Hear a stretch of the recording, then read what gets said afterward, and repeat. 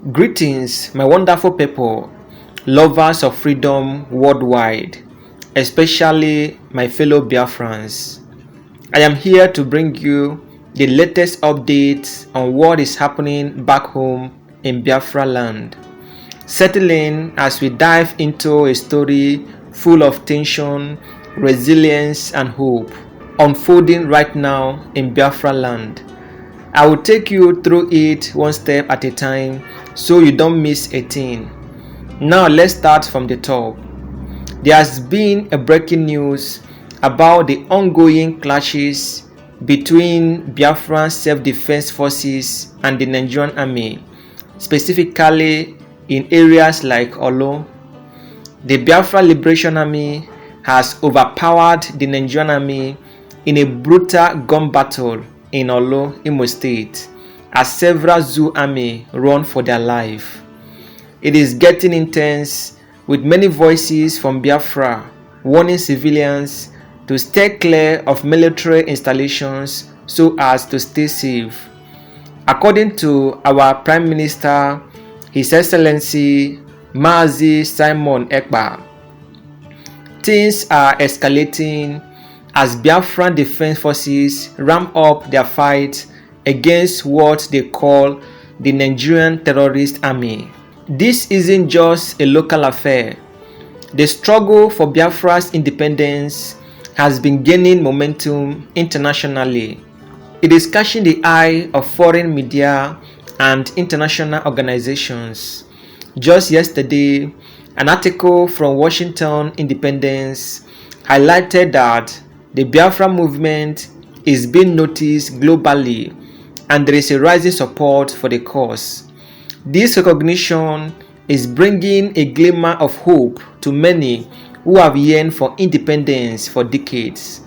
Now let's talk about the Biafra Liberation Army, which has been ramping up operations, particularly in Orlu, Imo State. There has been a lot of tension as the liberation forces confront the Nigerian military, and Simon Ekpa is urging everyone to be extremely cautious. He's advising people in Biafra land to avoid places like police stations or army barracks for the time being, as these areas are particularly dangerous right now. Simon Ekpa also shared that they are building another self-defense forces under the Liberation Army and inviting people to join the movement. People are responding to this call, and it is stirring up a strong sense of solidarity across different regions. Now, there is another issue brewing. Recently, the Prime Minister Mazi Simon Ekpa has addressed a situation involving Bianca Ojukwu, an influential figure in the Biafran cause. Vanguard newspaper recently reported that she is due to be sworn in by Nigerian authority, but that same day, Biafrans are supposed to observe a sit-at-home order in compliance with Biafran government rule. Simon Ekpa expressed his doubts, saying he believes she will follow the Biafran laws rather than Nigerian one. All eyes are on her as people wait to see if she will stand with Biafra or go against the others. Meanwhile, an incident in Anambra State brought even more tension. A police officer reportedly shot and killed a young man over a 100 naira dispute at a checkpoint. This tragic event has outraged the community, highlighting the ongoing issues with police brutality in the southeast.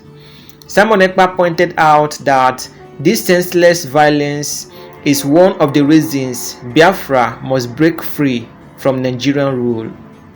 Monday also marked the weekly sit-at-home day, a form of civil disobedience to show solidarity with the Biafran government.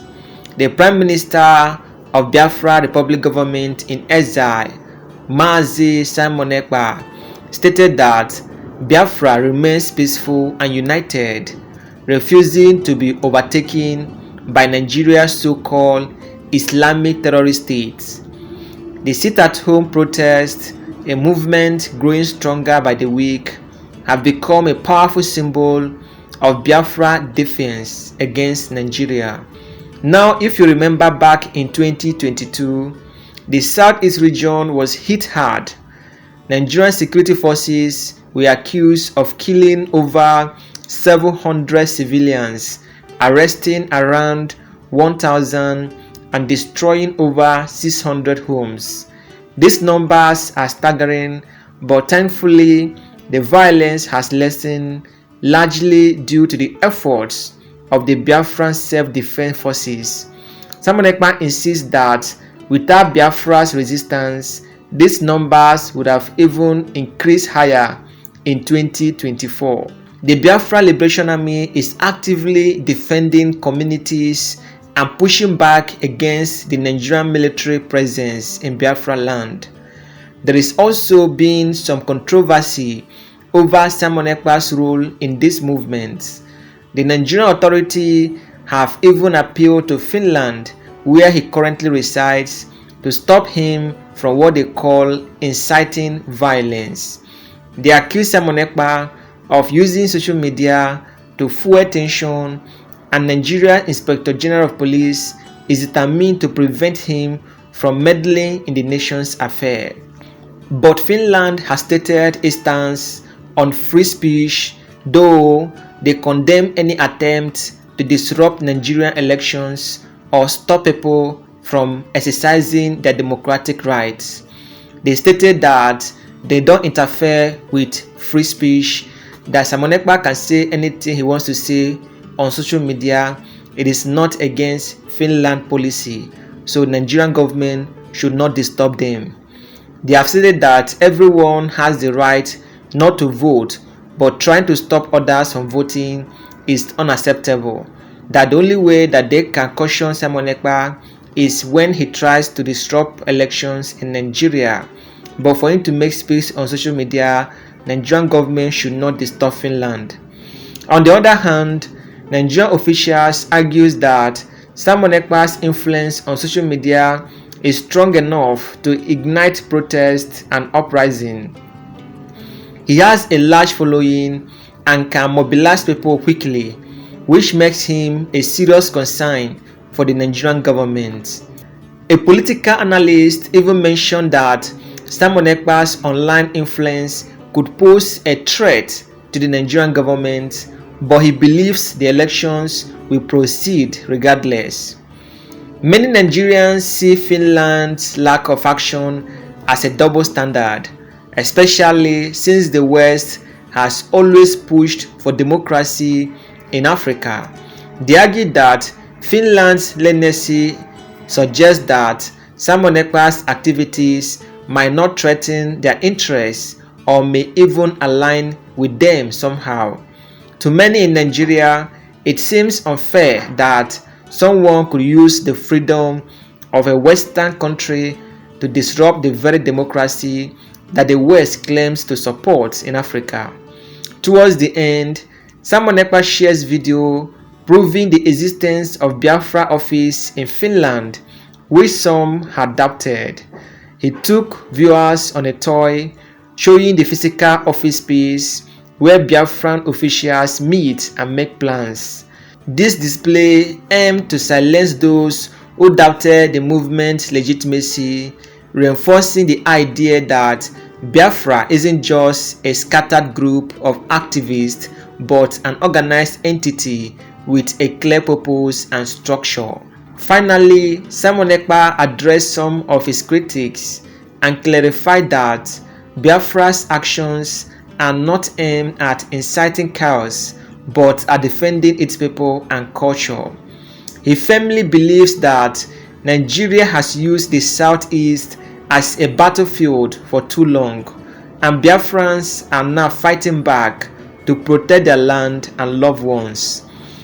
He made it clear that as long as he's in a position of leadership, Biafrans will continue to resist any force that tries to harm or oppress them. So that is the latest from Biafra land, my people. This journey towards independence isn't easy, but every day the resolve grows stronger. The solidarity deepens and the world takes more notice, whether through civil disobedience, self-defense, or international diplomacy.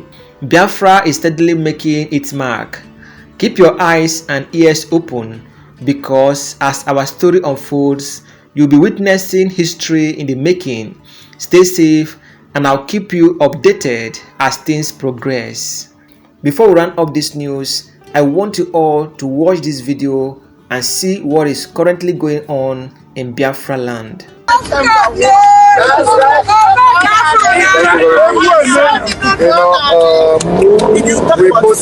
We posted this that the office, the Lazen office in Finland, is in this building, and they say it's a lie. Our own is that we'll give you notice, enough time ahead of time, but at the end of the day, we'll confirm it. So this building is a former building of Finland National Insurance company called Kela. Kela owns this building. They were there before, but not anymore. So we have office in this building. I'm going to show Biafra how to get to our office. For those who, when I posted it, they Google this particular building and they say it's a lie. We don't do lies. We don't do propaganda. Follow me. So I want Biafrans to see that the Lazen office of Biafra is in this building. The building is still there, continue there, and end the same. So we are going this side. Let me get in so that I will welcome you, my Prime Minister. Okay. All right. Thank you. Yeah.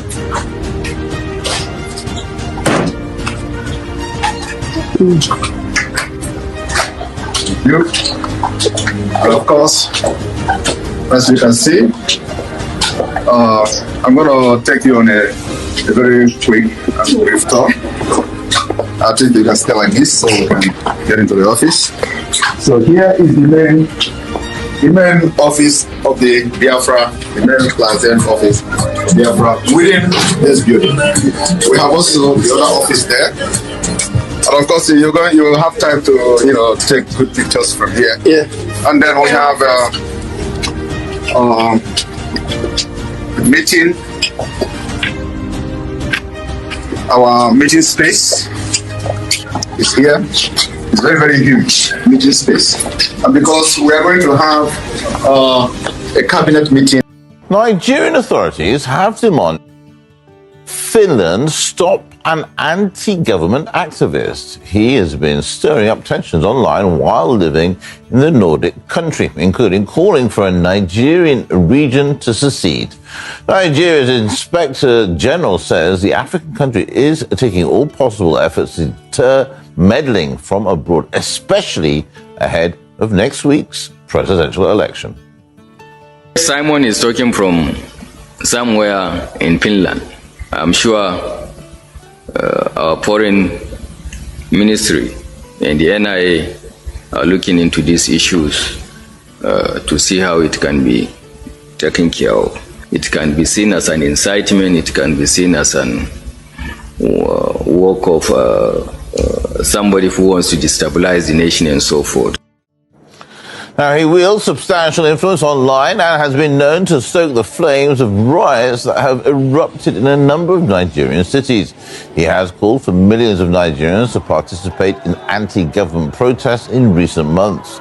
Nigeria has even summoned the Finnish ambassador to address the government's concerns about the activists. Now, let's take a closer look at Simon Ekpa. He is a political activist currently living in Finland. He's been accused of spreading fake news online and using social media to incite violence in Nigeria. Ekpa has called on millions of people in southeastern Nigeria to boycott the upcoming presidential and general elections and says one region should even secede from the country. Finland has reportedly described those provocations as unacceptable despite not having taken concrete measures to counter them. Our position is very clear. We cannot in any way condone calls for stopping the conduct of elections, or any actions aimed at preventing people from exercising their democratic rights. Every individual has the right not to vote, but actions aimed at preventing others from doing so are clearly not acceptable. Now, we heard from a political analyst who says that although the Finland-based activist poses a threat to the Nigerian government, the elections will proceed as scheduled. Right now, it's a person of concern to the security agencies, given the fact that he's outside of the country and is inciting people against the government. And this is not the first time he has been making similar threats, asking people not to go to work or every Monday of the week for some time now. His incendiary comments will be a threat on the peaceful conduct of election, but the police have said that they are on top of the situation. I don't think his threat is sufficient for the election to be postponed. Nigerian presidential contender Adamu Garba joining us live here on RT International. Great to see you today. A very warm welcome to you. You've been listening to the story here on RT. I know you know the story. I mean, just briefly, this guy, Simon Ekpa, born in 1985. They say he's a Nigerian-Finnish lawyer and a political activist. He's accused of essentially running a separatist movement from his home in Finland. And Nigeria has demanded that Finland take measures against this activist. Why does the government see the activist as a threat, Adamu? Because, you know, what the activist is building on is something that started since 1966 in Nigeria, when we had the first civilian war that is called Biafran War, when some generals in that area decided to want to secede. Then a civil war was ensured, and suddenly there was unity.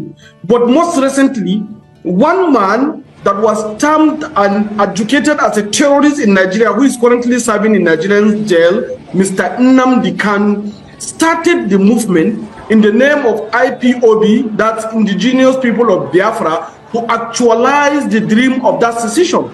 He was tamed, jailed currently in Nigeria. And suddenly you now have this man who is sitting in Finland, was able to leverage on social media platforms to continue to stir violence and encourage killings and destruction in that part of the country that have known no peace for so long time. Someone never leveraged on social media. He lived in Finland, he paid Finnish tax and do everything well in Finland, happily with his family, while causing trouble and making people here to be killing each other. When that happens again, he will carry the footages of the killings and publish on his social media handles. But Mr. Garba, sorry, I mean, can I just jump in quickly? I mean, do you think this guy, Simon Ekpa, is working alone? Because there are some reports saying that he may have a sponsor, but that claim has not been substantiated. What do you think? I mean, are we talking about a guy on his own, or is he getting support from somewhere? There is no way you will disconnect the wide-ranging network of this Biafra movement across the world. It is there. But one thing that surprises us is the fact that he is living in a self-acclaimed democratic country, a democratic model. Finland, and the country that Nigeria have a very strong strategic relationship with them. And this man is threatening to disrupt a democratic process in the coming election that is happening in just 7 days from today. He insisted that he will ensure that his activists are armed and they will go to the street, fight, destroy, and stop every other person from going to exercise their freedom of expression and voting. And this is the most democratic practice we have in Nigeria. In fact, Nigeria is one of the model of Western-style democracy. And this man is living in a Western country, disrupting a Western-style democracy in Nigeria, and the Finnish authority did not do it. Why do you think that is, Adamu? Why do you think Finnish authorities have done nothing about this guy, Simon Ekpa, who's essentially trying to run a separatist movement from his home in Finland to affect Nigeria just ahead of your presidential elections? Why is Finland doing nothing? To be very frankly with you, personally, this is my personal view, and I think Western relationship with Nigeria has always been double standard. There has always been double standard. It appears that what Simon Ekpa is doing is either not threatening their interests or is serving their interests. So to that effect, they will fold their arms. and let whatever it is that happen. But if they truly care about democracy, as they say, as they release in their press statement, as they want to support Nigeria to ensure that there is free and fair election where all Nigerians are going to vote peacefully, the best solution, the best thing they need to do is to make sure that that guy is apprehended and perhaps submitted down to Nigeria so that he can face the justice of Nigeria, since it is voting Nigeria, not Finland. All right, former Nigerian presidential contender Adamu Garba joining us live here on RT International. Great to see you. The Biafra struggling women and youth joined volunteer militia units to supplement the Biafran military's efforts against the Nigerian forces. Three Biafran communities came together to support each other, providing food, shelter, and other essential resources during the conflict. The Biafran government and civilians used various means, including media and cultural events, to maintain high morale and solidify national identity. On the top right corner of your screen to watch my next video. You will enjoy it. I'll see you again in my next update. Enjoy the rest of the day. Goodbye for now.